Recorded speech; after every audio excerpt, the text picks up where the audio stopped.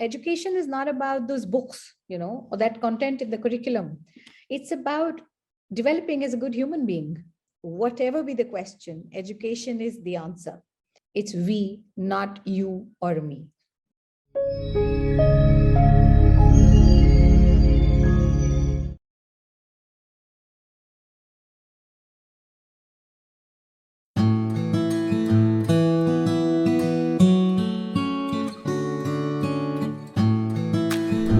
Hello and a very warm welcome to Great Principles. I am Seema Chhoriya.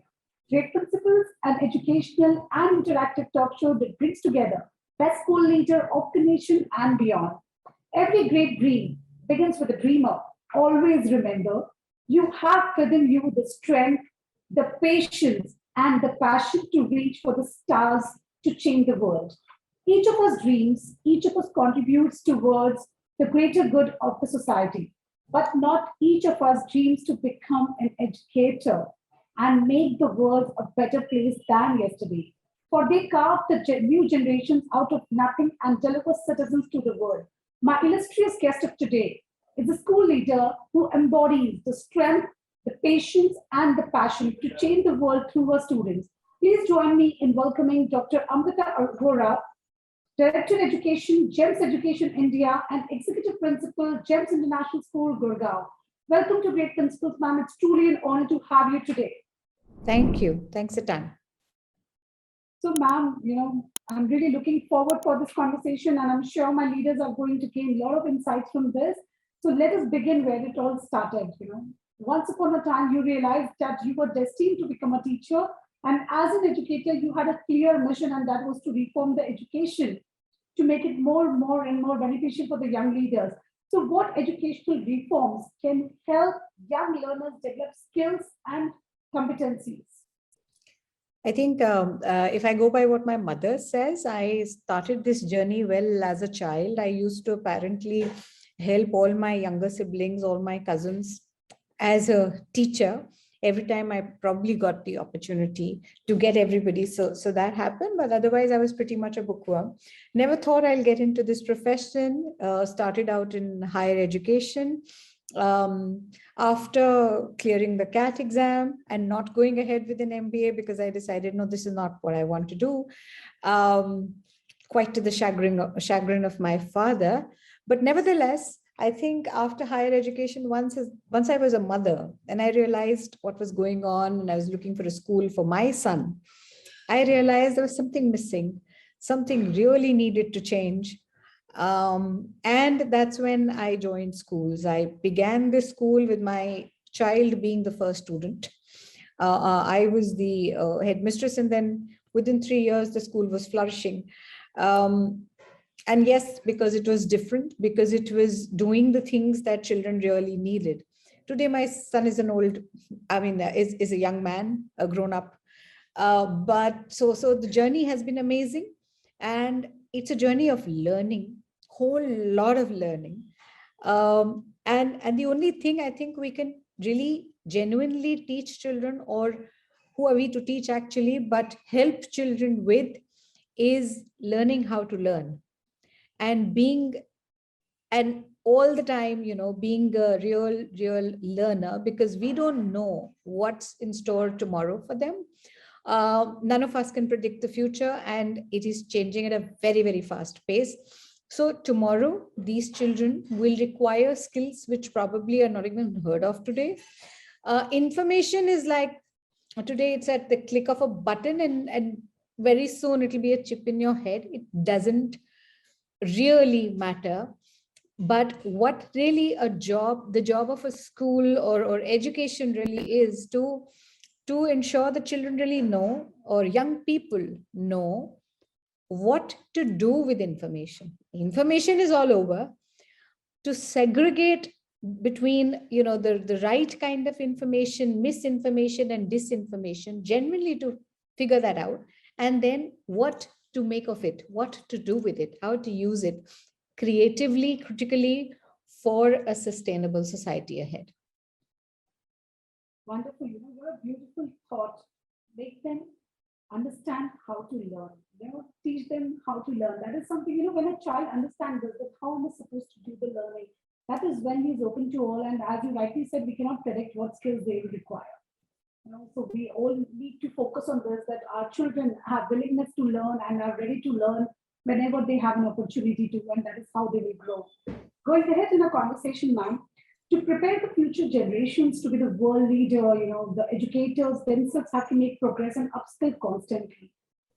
We all need to, if we want to teach the children of tomorrow, we need to understand what is happening today. We need to be upfront with it.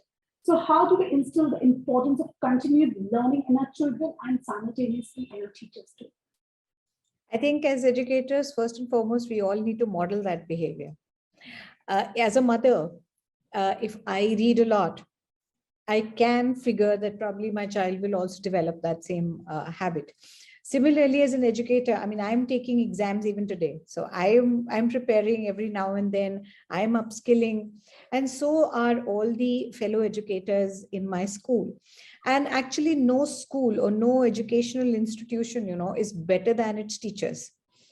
So as long as all of us as teachers continue to learn and continue to, upskill, reskill, unlearn, very critical again, and relearn, that's what our children will learn to do. I mean, children notice every little bit about the teacher. Even if you're smiling and you're happy on a certain day, looking happy on a certain day in the classroom, even if it is a virtual classroom, children figure out the day something is wrong. Children will be pointing out, no, something's going on. And they know. Sometimes they won't point it out necessarily when they know that you might not, want it, but they're perceptive.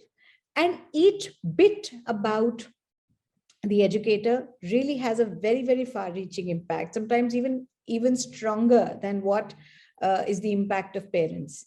So therefore, it's critical that we model those behaviors that we really wish to see in the future generation. Absolutely, our children are such great observers. They constantly observe us, and whatever we want them to do, they'll rather do it yourself and see that the children follow it. Because that is the theory that I'm practicing. If I want my daughter to do something, I first make it a point, am I doing it? Am I giving her the guided free time when I'm asking her to be, available for me? Am I available for her? So this is so true, and children behave in this manner. I completely agree with it. Even our own mythology, the whole idea of guru cannot really preach anything unless the guru naturally practices it. There's a whole lot of stories around it in our mythology, and we all have grown up with those. Yeah, certainly preach what you practice, that is something which is very much needed to be followed by all of us. Going ahead, ma'am, to prepare, here we are in going ahead in our third question, which says that you're a wordsmith. We have published a lot of articles over the years. This is bound to get you recognition and respect. I'm sure about it. There must have been so many things that have been bestowed on you. So have you been awarded for any of the contributions in the field of academics? We would like to know. Yeah, there have been endless awards as a school leader and as an educator over the years. I mean, I don't know which ones to name here. For global perspectives education, for pedagogical leadership during COVID, then pedagogical leadership and plans, some awards by CBSE, some awards by the council. I'm also, so we're also working for PISA assessments with OECD. We're also working with the IGCSE for a whole lot of things. And Cambridge English programs and so on and so forth. So yes, there are awards and accolades all over the place. And yes, I love to write. I'm a language person essentially. So it just comes naturally to me. And I think as a teacher and a leader who has been into professional development of teachers, I was keen on finding a way, finding a voice, which is different, which is not like preaching, which is something that really reaches to the heart of everybody in this profession, and which is how I think Pin Drop Silence started. That's my blog, and thankfully it's garnered a whole lot of readership from mothers and teachers alike. And the idea is to present things from the perspective of a child. How does a child feel about certain simple things that happen every now and then in our world, in terms of education. Wonderful, ma'am. So if I ask you which award you hold very close to your heart, which would be that? There is no one specific award. There are endless. And I guess you just need to walk into my office and then see the whole thing. So I never see the biggest award, which is closest to my heart, is the smile on each child's face. The minute you meet any of your students and if you realize they've achieved something and they're happy, that's wonderful. So almost all of my older students who passed out over the years are well placed, happy in their lives, and successful and leading more than monetary success. That's one thing. Very critical for each child to really be able to. They're leading happy lives. They are contributing, and they're happy with what they're doing. So they're happy human beings, balanced human beings. That's the biggest reward for any educator. That's what I see. Completely agree with it, and this is what is the core essence of being an educator, that you are able to create a difference in a child's life. And to all my dear viewers, go ahead and check out this blog of Pin Drop Silence. It will help you to see the world from the eyes of a child, what they're feeling, especially in today's time when they are stick to their houses, which they're not generally is, and they're not moving out. There's complete emotional turmoil, which is going on with our children also. So let's see what is there in their mind by going through this wonderful blog of ma'am. So going ahead in a conversation, ma'am, there are so many ups and downs in our lives, and there are so many mentors who have supported us in, at any time. At times they just inspire us, or at times they hold our hand and pull us back so that we can be back in action. So any one educational that you would like to talk about, who is your piece of support, advice, and inspiration all the times? Oh, I've been really grateful and really blessed in terms of that. There are many. They are not one. So Mrs. Lata Vaidyanathan, who has been like a strong pillar of support, Mr. Aziz Akhtar. So almost all my reporting managers over the years, since I started, I'm also in touch with my PhD supervisors, Dr. Ranu Unyal, Dr. Sarabjit Mukherjee. And to this day, I think I really am in awe of all these people. Dr. Nishi Pandey, Mr. MP Sharma, and so on. And so I can go on forever. And I'm blessed to be able to do that. Mr. Lawrence Hartnett. And now, most of all, I think the chairman of our organization, GEMS Education, Mr. Sunny Varki. I haven't seen a more passionate human being, a visionary of the sort that he is. What he says, and he's a Padma Shri and already a Goodwill Ambassador, has already donated his wealth and so on. So he is also, one of the things he always says is, whatever be the question, education is the answer. And it genuinely is. And our mission at GEMS Education is to put quality education within the reach of every child. So for every child who actually pays a fee and studies at a GEMS school, there are 100 children being taught free of cost. That's the kind of work that this person is doing. So, and this is the kind of vision that's beautiful and wonderful. So I can give anything to ensure that things genuinely work out for this organization. Wow, it's so good to know that you're being surrounded by such great people all the time, and that is what reflects in your own work too. Because when we have such people around us, the vibes come down to us also, and we also try to be the part of the society where we can bring in the change. And this is such a beautiful thing to do that GEMS Education is doing, to teach children free of cost, because yes, education is truly the biggest gift you can give to anyone. It can help them to save their generations. So I'm really, really glad to know this beautiful work that the organization is doing. So going ahead in our conversation, ma'am, we have reached to the very interesting segment of the show, which is called Rapid Fire Round. Here you have to answer in one word or a statement. Okay. So here goes the first question. Anything that you did which turned out to be funny or weird or kind of embarrassing, that any incident you would like to know? How would I say that in one word? Sure, a statement would do here. Okay. Any incident, there are many incidents, and I am absolutely a humor-loving person. So, well, sometimes children don't expect somebody like a director education to behave in a funny way. But yeah, I mean, I would rather be like a kid with my kids. So I'm a child at heart, and that's what I think comes out every now and then. Okay, so children find it funny that ma'am is behaving like this? That's the whole point, it should be an open door. And if a child cannot come and talk to me freely about whatever she or he is feeling, or Z is feeling, then there's something wrong with me as an educator. Something's missing then, right? So here we are. Again, a wonderful thought that we all need that child within us to keep it alive always, and we all need to follow that, because then we always are young. We feel so energetic when we do that. Going ahead in our conversation, the book you are currently reading is Many again. So there is The Change by Jermaine Greer. There is also, I decided to pick up 1984 once again, and a whole lot of books that I continue to read on. So I'm reading a lot these days on the PISA assessments. So all of that. So books are my best friends, and that's always been so. wonderful. This is such a beautiful thing to do, because when a reader always lives thousands of lives, and we, the non-readers, we miss on such a beautiful thing on understanding the world from someone else's perspective. And that is the beauty of reading, right?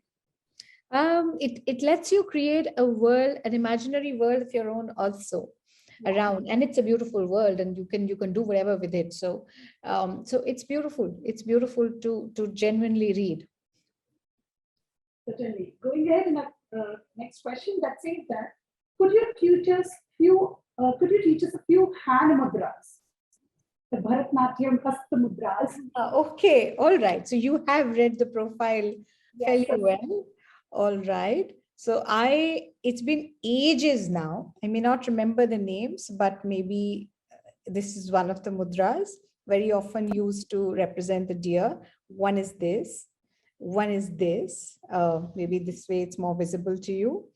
And the pataka. And then there's the tripataka. And then there is this, which is to represent the mayur, more, right? So I guess a few. Amazing, wonderful. So to all my dear viewers, ma'am is also trained Bharatanatyam dancer. So do you still dance? Oh, very less. I wish I could as much as I used to as a child, but yes, I mean, I'd love to given an opportunity maybe in the school, and the school is full of opportunities all the time. We keep creating, but thanks to the pandemic, things have been a little too, these kind of things in particular, there's lesser opportunity. But yes, I think you've given me now some inspiration. I need to bring that back. Certainly, we all should keep on finding time to do what we love to, because that is something which always keep us ticking and keep us going when we do that. So yes, looking forward to see you dancing again, and we'll be really happy if we could be that cause that pushed you to do that again. Thank you. Going ahead in our conversation, theater to you is? Sorry? Theater to you is dash. Creator to me. Ma'am, theater. Theater. Yeah, theater. It's life. Theater to me is genuinely life. It's a slice of life, just like a novel is. It's life. It's life in its purest form, with all the drama, with all the passion, with all the emotion, everything. That's life. That's life bared out in the open. Beautifully explained what theater is and what it means. Wow. Going ahead to the next question. If you had to pick up a sport activity today, it would be? It is already yoga. And we ensure that yoga is a part of our everyday school life. Despite the pandemic, and I think pandemic only made it a more committed effort, where we ensure that in the morning, all the kids start their day with yoga, and also the staff. So yoga, sometimes it can be yoga aerobics, but yoga is definitely the sport that I pick any day, given a chance. Wonderful. It was really interesting to know you in this segment. I'm sure my viewers got to know that Mom is a reader, she's a Bharatanatyam dancer, she loves theatre, and so many things we reveal in such a short span. Going ahead to our next question. This is called viewers' choice question. So this is being sent us to us by our viewers, and they say that there are exciting times. Educators are continuously under the scanner. With new mandates on learning strategies and approaches, educators are facing unremitting pressure from parents and social activists. So as a school leader, do you believe educators are able to provide education to the best of their abilities with available resources? Yes, educators are not just under a scanner, but also all sorts of pressure from every possible end. What's very critical for education in particular is the relationship of trust between the parent and the educator. That's what is of utmost importance for the child to genuinely learn. There is some basic respect. I mean, in our own culture, we've always had this respect for the guru, which has sustained our system. No matter, there may not have been really great policies or things earlier, but what really sustained for a very long time our system, even if it was very teacher-led for a long time, it still had this genuine respect for the educator and there was a relationship, and actually relationships are at the heart of everything. The pandemic and whatever happened in its aftermath, with the fee and all the government initiatives around it, etc., created a situation which I don't know if it helped anybody or did not, but to a great extent, it has ruined that relationship of trust. There is a dichotomy again there. In a lot of ways, parents, for the first time, the classroom, moved out of the dimensions of space and time. And the classroom was actually now right there. Every parent was observing the lesson right there, observing the teacher right there. So while some lost trust, some decided to actually say that, oh, why did the teacher say instead of or whatever? And various others, and I'll say the majority, not few, but many actually realized what kind of effort goes into learning and teaching, what kind of effort teachers actually put in on a daily basis, and how amazing this is. And that really they started respecting. So there has been this dichotomy created. So there is now a set of parents who believe in the school absolutely, who really respect it. And there's another set who's skeptical and utterly skeptical and only thinking fee perhaps. So what we need always is a balance of all things. But yes, it has been a taxing time. One challenge thrown at you after another, remote learning. Well, we met the challenge very well, thankfully, given the fact that it was writing on the wall by March 2020 anyway. So thankfully for us, with our schools spread across the globe, I mean, our teachers were very well trained and everything. So, and everybody already knew what, and we were a Microsoft Showcase school, so we could easily manage all that. And it happened all right. Remote learning, in fact, for GEM students, all surveys and data shows us that our learning actually improved for our children in many ways. So that is there. The benefits are also there. But what happened thereafter, again, hybrid learning. And then now the teacher had yet another challenge with a few children in person and a few remotely. Again, teachers were trained because this too was expected and so on. So we've been doing everything, meeting every challenge. And I think it's not just us, most of the progressive schools across the country and across the globe are doing it. The world is a much smaller place. It's a global village. And as they say, it takes a village. It's an old saying goes, it takes a village to raise a child. Now we are the village that raises the child, the entire parent community and the educators together. Children are children. And the reason why we are all required, or any education system is required, is because some bit of guidance and support is facilitation, etc., is very necessary at this stage. And therefore, in this whole process, it's very critical for parents to understand that educators are trained for a certain profession. Just as we go to a doctor to ask for professional opinion and we respect that opinion, similarly, it's very critical to, when you go to an educator to ask for professional opinion, realize that they are trained over years and years. And it's critical to respect that opinion and ensure that your child, just as, your and my parents did probably when we were younger.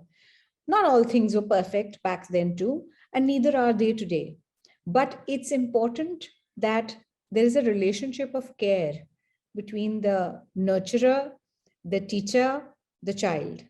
That bond of care between all of us is critical because we are that village. We all have our flaws, we all have our good things, but we have to work together.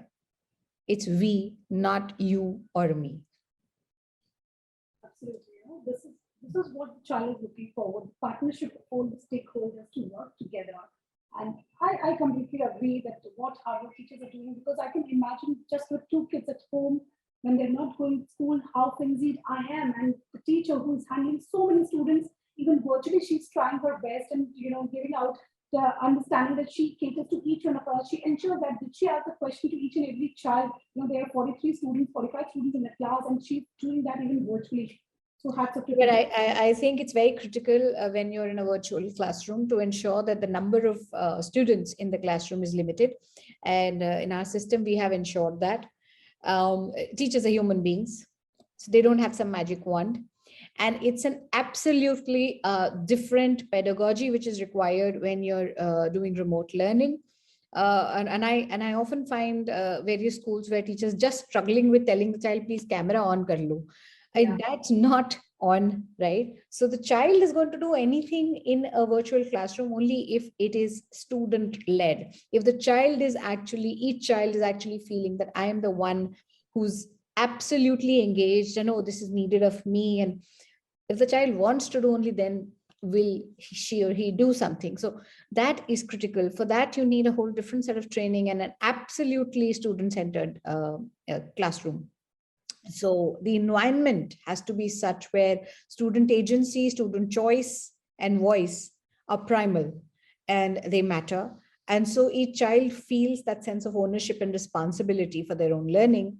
And a whole lot of discipline again, while in a school, schools probably could still impose some sort of discipline which was very, very strict, or rather, top down in nature, but or like the army. But in a virtual environment, it has to be like the orchestra.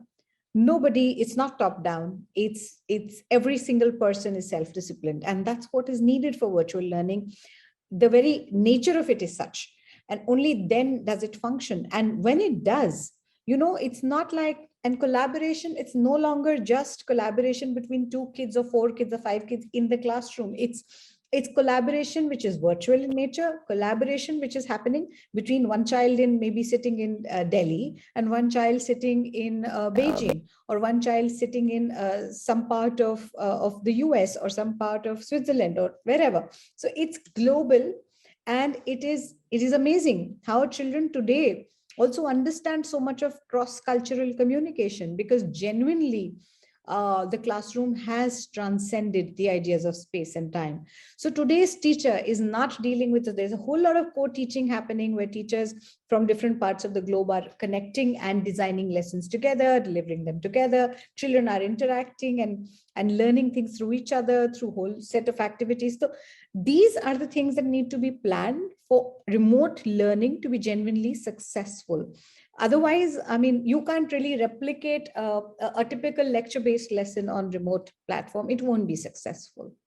Can't be teacher-led. Definitely can't be teacher-led.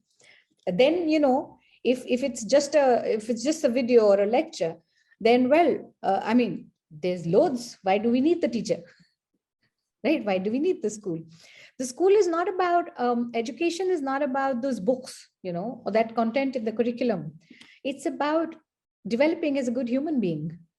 and your emotional development, your it's not just IQ, it's EQ, which is at the heart. EQ and social development. It's about interactions and relationships. Children today are struggling with that.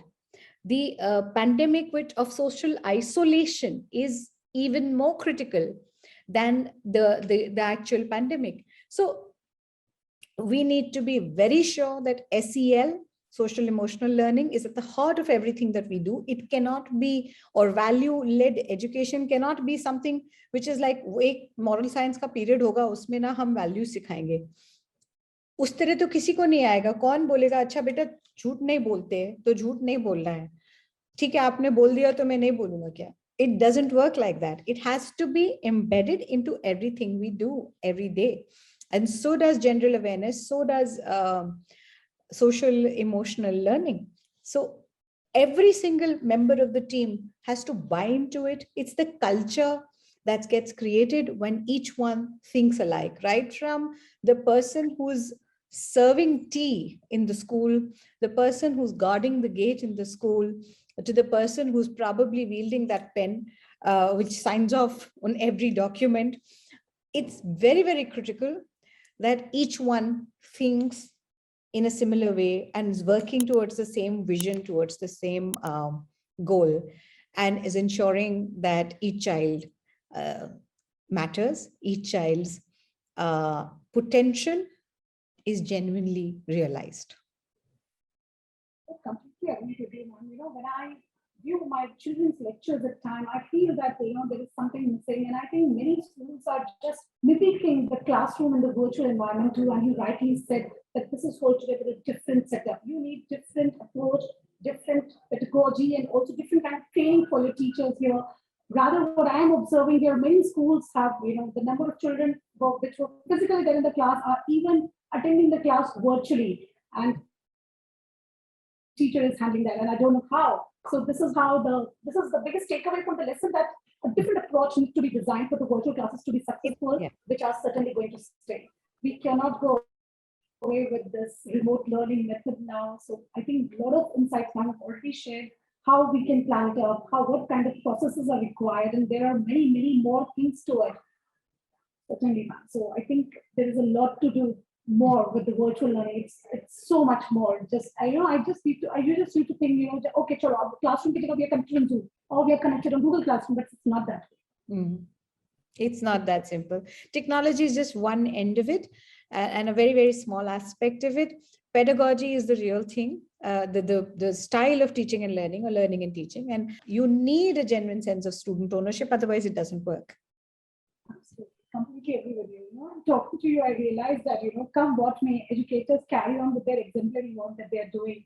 Like you said, that we are supposed to be in a school and we are here. So whatever it may take, you have to be present in the school along with the other, staff which needs to be. So they have to carry on their activities, whether it's COVID or any other thing which is coming. So a big applaud to all the educators out there who are doing this, and they're truly the frontline workers. For me, I feel this, that they have done this commendable job of learning, and we need to ensure that the right training is being imparted for the success of all this setup. Thank you so much, ma'am. I was completely stricken by the wisdom that you have, and it's so great to learn so much, and there is still so much to learn from you, and I'm sure, we meet again, and all my viewers gain a lot more of value from you. Sure. Thanks a ton. Wonderful talking to you. Same here, ma'am. Thank you so much for your precious time with us. We truly feel blessed to have you.